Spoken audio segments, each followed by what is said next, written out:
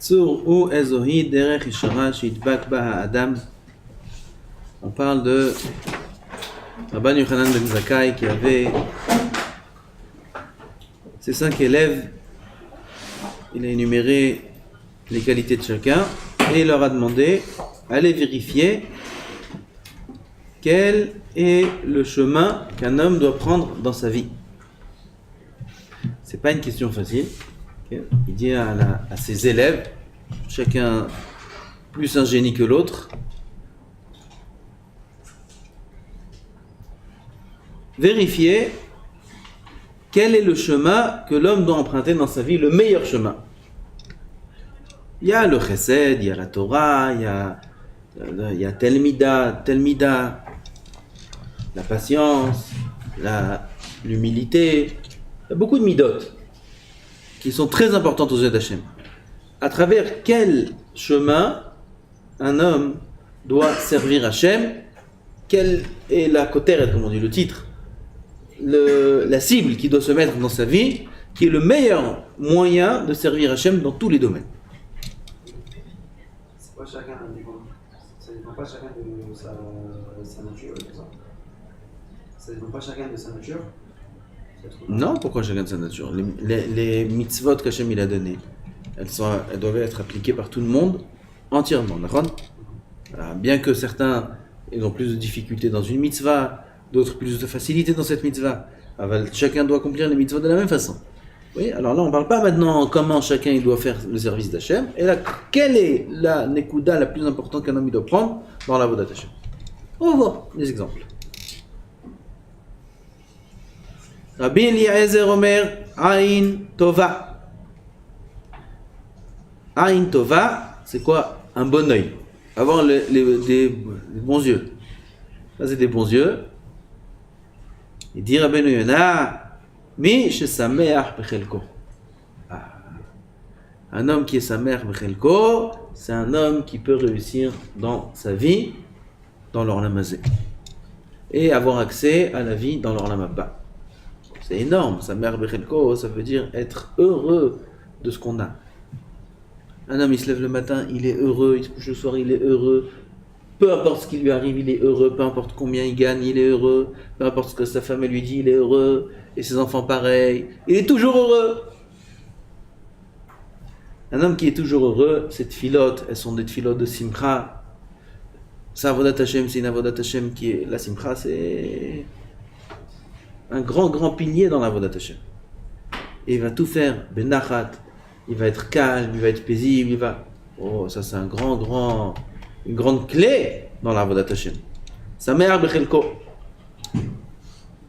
Ça, c'est ce qu'a choisi, c'est ce qu'a décidé Rabbi Eliezer comme étant le meilleur chemin. Rabbi Yoshua Omer, il y a un autre moyen qui n'est pas moins important de servir Hashem, c'est Chaver Tov. Tu t'attaches à quelqu'un de bien. Quand on dit Chaver, c'est pas un copain. Comme nous, on comprend le terme de Chaver. Chaver, c'est chibour. Chibour, c'est attaché. Attachement. Chibour, mechouba, c'est attaché l'un à l'autre. Tu t'attaches à quelqu'un de bien. Ça, c'est le meilleur moyen pour réussir dans la voie d'attacher. Shidbak à Adam, shidbak, se coller à Chaver Tov, à quelqu'un de bien, à un bon ami. Alors automatiquement, l'homme il sera imprégné de bien, de midot, de motivation, et cet ami-là, il va le pousser quand il va le voir un peu s'affaiblir, et il va le réprimander quand il le voit faire des mauvaises choses, ou mal parler, tu sais, ça c'est pas bien, t'as pas bien, etc. Et il va se parfaire, jusqu'à qu'il va réussir à bien servir Hachem. Le Chaver Tov, combien c'est cher d'avoir un Chaver Tov. Ukne lecha Chaver, achète-toi un Chaver, il dit, le Tana, achète avec de l'argent. Il dit Rabbeinu Yonah, Bemamon, achète-toi un Chaver Tov, donne-lui des cadeaux, comme ça il accepte et tu vas l'amanouer pour être ton ami. Tellement que c'est important. Asvada est que, on va voir par la suite que Rabbi Yochanan ben Zakkai va dire sur un des 5 que c'est ça, c'est lui qui est le meilleur. Aval, chacune des choses qui a été dites maintenant, c'est une ékouda très importante qu'il faut prendre dans la vie. Donc on a dit le premier, c'est quoi le premier? Aïn Tova, se réjouir de ce qu'on a. C'est la mida du bitachon. Un homme qui a le bitachon, Bakadosh Baruch Hu, il est heureux de ce qu'il a, il est content de son sort. Ça vient de la mida de bitachon, Bakadosh Baruch Hu.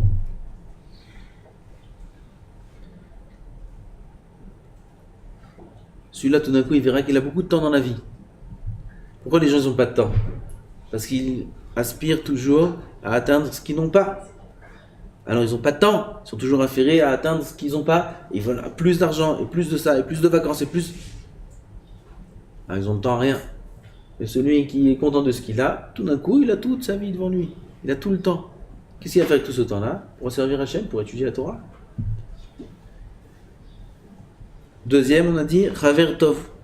Troisième, c'est Rabbi Yossi qui dit Shachen Tov. Un bon voisin. C'est là que ça commence. Avoir un bon voisin. Levakesh dira shechenea tovim. Chercher un appartement où il y a des bons voisins. C'est important. Ki chevratam tova vehanaatam meruba bizman shehem tovim. Car Pirshon Rishonim זוכרים דבריו. ואינו דרך ישר, כי לפי דבריהם עין טובה ולב טוב הם דברים שבגופו, טוב, etc. etc. על כן יש לפרש זאת המשנה, דבר דיברו. רבי יונה il dit une autre explication. בכל המידות הטובות והישרות, יש לאדם להידבק בהם. Si on parle ici de bonnes midot, d'avoir des bonnes midot, comme sa mère Bechelko, comme Chaver Tov, tout ça, ça va nous apporter des bonnes midot. Alors il faut s'attacher à toutes les bonnes midotes. Tu vas dire ça et pas l'autre. La plus, la moins. Il n'y a pas plus et moins. Un homme il doit être plus humble que, comment on va dire une autre mida, que pas de kin'a. Oui, il y a l'humilité, il y a le, comment on dit la kin'a, la jalousie, il y a ne pas avoir de jalousie, c'est aussi une mida. Alors il faut investir plus dans une mida que dans une autre. Il faut être parfait dans toutes les midot. Il faut aspirer à la perfection dans tous les domaines. La zrizout, il faut être zariz plus que anav. Il faut être anav plus que zariz. Il faut être anav, zariz, tout. Et là, Rotzelomar, c'est quoi la kavana alors des Tanaïm ici? Un il dit tel mida, l'autre il dit tel mida. On ne parle pas de midot ici. להידבק במידה אחת להיות שלם בה, כי טוב לאדם לאחוז באחת בשלמות ונקל אליו להשיג ממנה את כל המידות החשובות. באמת, il dit Rabbeinu Yona, oui comme ça. Quand un homme il va devenir parfait dans une mida, cette mida-là, dans laquelle il atteindra la perfection, elle l'aidera à se parfaire aussi dans les autres. Chercher à être parfait en parallèle dans toutes les midot, c'est très difficile. Mais si un homme il met l'accent sur une mida, et là-bas, il arrive à être parfait à faire un travail, ça va déborder sur les autres. Et automatiquement, les autres vont suivre. Alors là, ça sera facile pour lui d'atteindre les autres. Il dit, c'est quoi le mieux? De travailler toutes les midot, mais ne pas être parfait dans aucune des midot? Aucune mida? Ou alors, non, c'est mieux de travailler bien comme il faut sur une mida, d'être parfait dans une, et automatiquement les autres aussi, elles, même si elles ne seront pas parfaites, au moins elles aspireront à la perfection. Alors il dit le Rav, c'est mieux d'être parfait dans une mida, que d'être imparfait dans toutes les midot. וזהו שאמר רבי אליעזר, עין טובה. רצה לומר מידת הנדיבות. עין טובה, c'est la générosité. Shimida na'a ou meshubachat. Être généreux, c'est une mida qui est importante. Généreux, c'est pas d'afka dans l'argent, c'est aussi dans l'argent. Quelqu'un qui n'est pas généreux dans l'argent, celui-là, il est misken. Misken. Il y a beaucoup à parler sur ça. Aval, celui qui est généreux dans l'argent, et aussi dans son temps, et aussi dans sa parole, il faut être généreux dans les paroles aussi. C'est quoi être généreux dans les paroles? Dis des bonnes choses. Dis des shvachim, dis des compliments. Trop t'es radin. Ça t'a coûté quelque chose? Vous savez que dire un compliment pour certaines personnes, c'est plus dur que de donner de l'argent. Regardez l'homme et la femme. Lui donner de l'argent à sa femme, lui donner la carte. Ah, j'ai trouvé une robe, je peux acheter? Achète. Même s'il est un peu serré, c'est très facile de dire acheter. Okay? Mais quand elle met cette robe-là, dire comment elle te va bien, mais comment c'est, comment t'es belle, mais il n'y a pas plus belle que toi, il n'y a pas. Putain, mais il est devenu radin. Elle doit venir et dire comment je suis. Il regarde comme ça du coin de l'œil, ou il lève sa tête de son téléphone, ouais, super. Il remet sa tête dans son téléphone. Pourquoi t'es radin? Il faut être nadiv, il faut être généreux. Généreux, c'est pas que en argent. D'être généreux en argent, c'est facile pour ceux qui ont passé le cap. C'est facile d'être généreux en argent. Mais être généreux en mots, oh là là, combien c'est dur. Dire des compliments à chacun, t'as bien étudié, t'as bien serré, t'as bien parlé, t'as bien zé, t'es le meilleur, non, le meilleur c'est moi qui ai le mieux étudié, c'est moi le meilleur. Mais dire à l'autre, t'es le meilleur, il n'y a pas comme toi au monde, combien j'ai mis content de toi, et combien? Des compliments, c'est un travail. Ça s'appelle être généreux dans les paroles. Il faut être généreux dans son temps aussi. On a besoin de toi, on a besoin de faire ci, on a besoin de faire ça. Non, je peux pas, j'étudie, je me donne des excuses. T'es devenu Pitom le grand matmid. Pitom, c'est devenu Rabbi Akiva Eger celui-là. Okay? Ah, en plein Seder, en plein Limoud. Top, ok, comme ça, on va te tester dans des temps où tu aurais pu étudier, t'as pas étudié. Il faut être cohérent. Cohérent dit.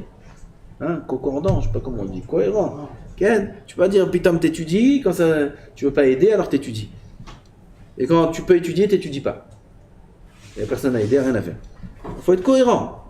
Alors là aussi, il faut la midat hanedivut. Il faut être généreux dans son temps, généreux dans son corps, dans sa parole, dans son sourire. Faire un sourire à quelqu'un, vous aussi, tu lui donnes quelque chose.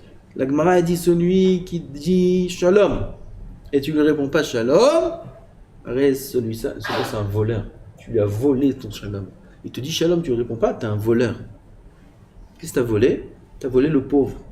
Gizlat Arani. La Gemara dit dans Brachot, vous avez fait Nachon. Gizlat Arani, tu as volé le pauvre. Rashi dit quoi? On peut voler un pauvre? Un pauvre, il n'y a rien à lui voler. Ça veut dire quoi voler un pauvre? Et là, tu as volé celui qui est pauvre, dans le sens où il t'a dit shalom. Toi, tu lui as pas dit shalom. Ce shalom-là, tu lui as volé. Même ça, il y a de quoi voler un pauvre. Un pauvre, il a de l'argent. Quel argent il a? Pas de l'argent du fric. Il a de l'argent du bonheur. D'accord? Quel bonheur? Quand on le considère. On lui dit shalom. Ah, le pauvre, il est content. Il sent qu'il existe. Ça, tu lui as volé. Donc tu vois qu'on peut voler un pauvre aussi. Parce que le vol, c'est pas qu'en argent. Le vol aussi, c'est en sentiment. Tu lui as volé son bon sentiment de lui-même, qu'il est heureux, son bonheur, tu lui as volé. Comment? En lui répondant pas shalom, en lui disant pas shalom, en lui faisant pas un sourire, en lui faisant une tête un peu comme ça, une chaîne. Okay? Alors tu lui as volé son bonheur. Là aussi, il faut être généreux. Fais une bonne tête, un bon sourire, même s'il n'a pas envie de faire un sourire. Même si lui aussi, il a la tête pleine de soucis, et il vient de je sais pas d'où, et il n'a pas envie de faire un sourire maintenant. Ça arrive, c'est normal. Non, mais il n'a pas toujours envie de sourire. Non, t'es un pauvre. Si tu lui souris pas, tu voles son bonheur. Tu voles son bonheur. Ça s'appelle du vol, la Gemara a dit. C'est du gazel. Gizla ta'ani. Chas v'shalom. Alors, on n'a pas le droit de voler. Alors, il faut lui faire un sourire, même si on n'a pas envie, et il faut lui dire shalom, et lui répondre avec agréable, et lui donner le bonheur qu'on peut lui procurer. Parce que si on ne procure pas ce bonheur-là, on est des voleurs. Donc on voit qu'il faut être aussi généreux, pas que dans l'argent. Quand par exemple on est en train d'étudier, quelqu'un il a demandé une question d'Allah ou quelque chose, on a le droit de lui dire non, genre. Il y a des règles. Quoi non? Youssef, c'est le grand matmid, Youssef. Non, pas moi, je pose la question pour moi si je demande à quelqu'un. Si tu demandes à quelqu'un, il doit te répondre, comment non? Non, ça veut dire il dit je suis en train d'étudier. Mais lui aussi il veut étudier. Quelle différence cette Torah et cette Torah? Il faut être généreux, il ne faut pas être radin.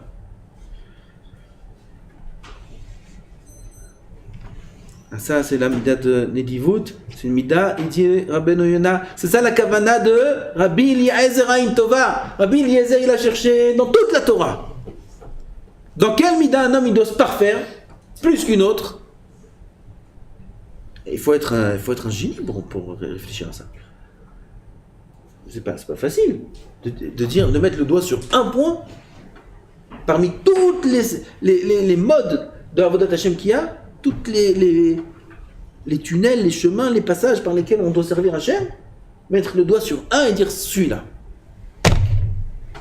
C'est une grande kavana derrière tout ça. Laquelle il a choisi? Les divoutes. Les divoutes, générosité. La générosité, si un homme il travaille ça s'appelle, comment il s'appelle? L'Ain Tova, avoir un bon œil, être généreux. Et comme on a défini la générosité, c'est pas que dans l'argent, c'est dans beaucoup de domaines. Ça va apporter à l'homme un grande ouverture dans toute la Avodat Hashem. C'est à travers ce point-là qu'il faut commencer.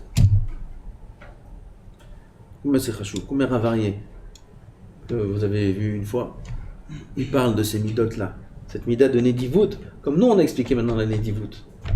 D'être bien Ben Adam Lachavero. C'est le plus important de toute la Avodat Hashem, c'est Ben Adam Lachavero.